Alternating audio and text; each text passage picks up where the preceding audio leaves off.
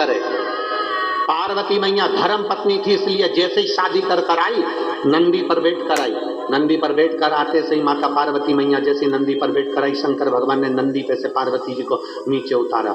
नीचे उतारने के बाद पार्वती जी से कहा चलो अब यहाँ बैठो। एक बड़ा सा ओटला बना हुआ था, उस ओटले पर पार्वती जी बैठ गई। जैसे ही वो ओटले पर पार्वती जी बैठी, 1 घंटा 2 घंटा 3 घंटा 4 घंटा हो गया। पार्वती जी को जब 4 घंटे हो गए तो उन्होंने भगवान शंकर से पूछा, भोलेनाथ जी प्रभु घर कब चलेगा?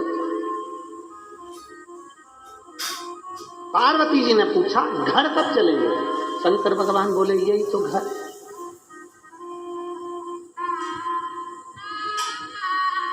यही तो घर है। पार्वती जी बोलती हैं ये तो सारा वीराना पड़ा हुआ है, ये सारा वीराना शमशान जैसा दिखता है, शमशान, ये सारा वीरान पड़ा हुआ है। मेरे भोले बाबा कहते हैं पार्वती सुन, धर्म पत्नी का लक्षण होता है, एक श्रेष्ठ नारी का लक्षण होता है, अपना पति का घर कैसा भी होना, वो वीराना भी होना, तो उसको स्वर्ग जैसा बनाने की जवाबदारी उसकी धर्म पत्नी की होती है।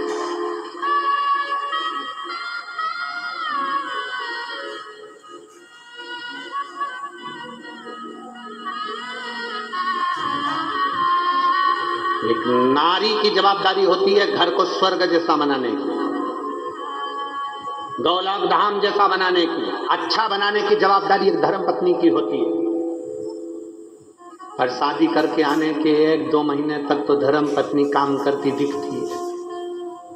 गिलास पड़ा है उठा कर ले जाएगी, झाड़ू भी लगा लेगी, उठ भी जाएगी, सिर पे पल्लू मल्लू रख के बढ़िया काम वाम भी करती दिखेगी। पर 2-3 महीने के बाद में ना जाने इसको कौन सा भूत चढ़ जाता है।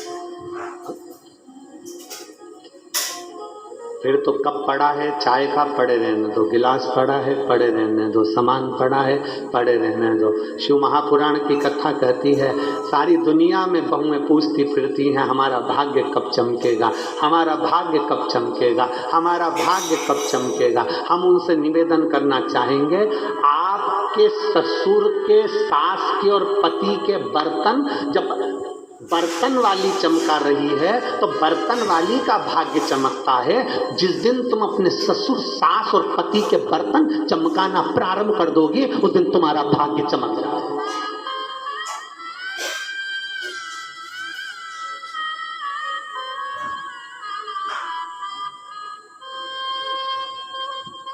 बर्तन कौन चमका रहा है तुम्हारे घर के अंदर?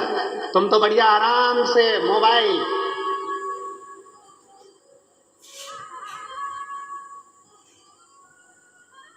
कथा में गई थी, सेल्फी ली थी, मेरा अच्छा नहीं आया। बाजू वाली से कहा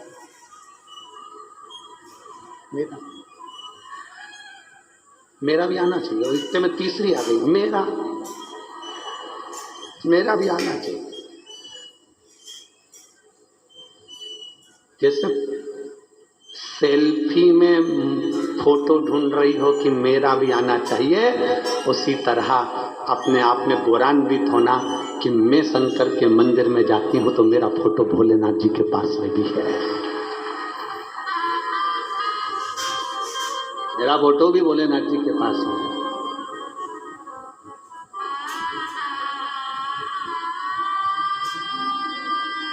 वो ना जाने कौन सा एक गाना था, तेरा फोटो में सीने से चिपका के, ऐसा कुछ।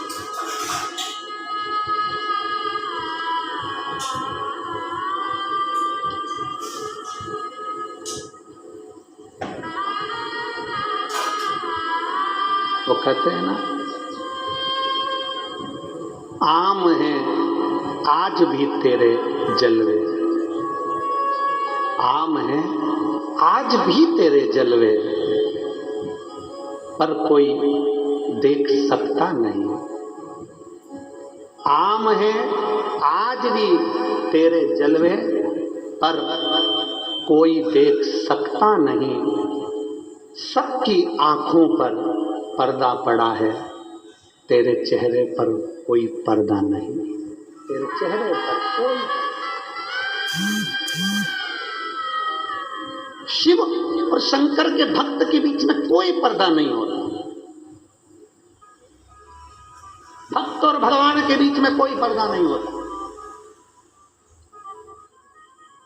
भक्त और भगवान के बीच में कोई पर्दा नहीं, कोई पर्दा।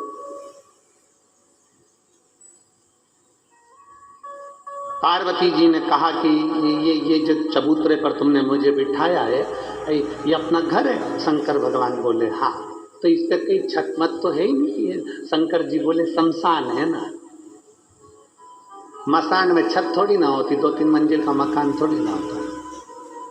पार्वती जी ने पूछ लिया, बस इतनी ही प्रॉपर्टी है तुम्हारी? पार्वती जी ने पूछा, केवल इतनी प्रॉपर्टी है तुम्हारी? शंकर भगवान बोले नहीं, परतवाड़ा में चले जाओ, 2-3 वहां भी अपनी है। पूरे भारत की भूमि पर पार्वती तू तेरी मर्जी पड़े जहां चली जाओ, भारत से मतलब नहीं है, विदेश में भी घूमिया, जहां जाएगी ना मां अपनी प्रॉपर्टी अलग ही लिखा हुआ मिलेगा, शमशान। हर जगह पे अपना प्लाट है, हर जगह अपना ही। दुनिया के लोगों का तो एक जगह पर जमीन रहती है, एक जगह पर नाम रहता है, जहां जाओ वहां शमशान मिल ही जाता है, और वो शमशान 1, 2, 3 तो मिलेंगे ही सरी।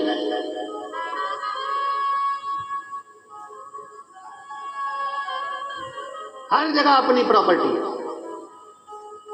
तो पार्वती जी ने तुरंत देव अधिदेव महादेव से कहा, भोले बाबा आप ये बताएं कि आप रहते कहाँ? शंकर भगवान से पूछ लिया पार्वती ने, आप रहते कहाँ हो?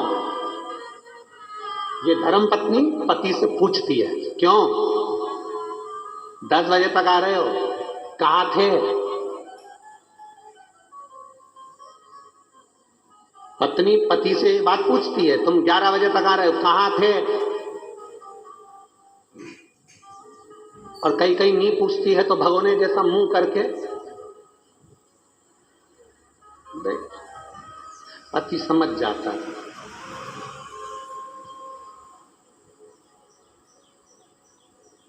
पति को समझ में आ गया, सप्तश्रृंगी माता परतवाड़ा में आई है।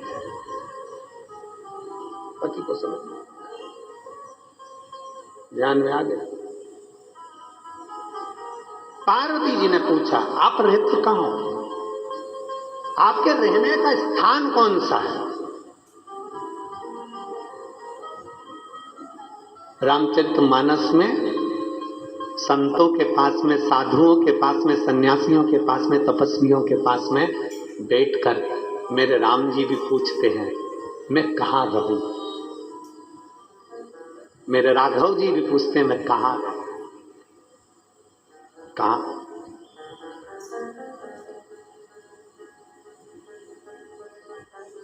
पार्वती जी ने पूछा, तुम रहते कहाँ हो? कहाँ रहते हो? शंकर भगवान ने कहा, जिसके हृदय में छल नहीं, कपट नहीं, बेईमानी नहीं, प्रपंच नहीं, जिसका हृदय मेरे जैसा, भोले के जैसा जो भोला होता है, शंकर भगवान कहते हैं उसके दिल में मेरा निवास होता है, उसके हृदय में मेरा निवास है। मुझे ढूंढने के लिए कहीं मत जाना। शंकर भगवान की कथा कहती है, शिव को ढूंढने के लिए कहीं मत जाओ, शंकर में शंकर है। शंकर भगवान को ढूंढने के लिए कहीं मत जाओ, एक एक पत्ते पत्ते में शिव है। शंकर भगवान को ढूंढने के लिए कहीं मत जाओ, एक एक जीव में शंकर समाया हुआ है, कंकर में शंकर समाया हुआ है, एक एक अणु अणु में शिव है, एक एक तत्व में शिव है। जल में, अग्नि में, भूमि में, मिट्टी में, तुम जिसमें देखोगे सब में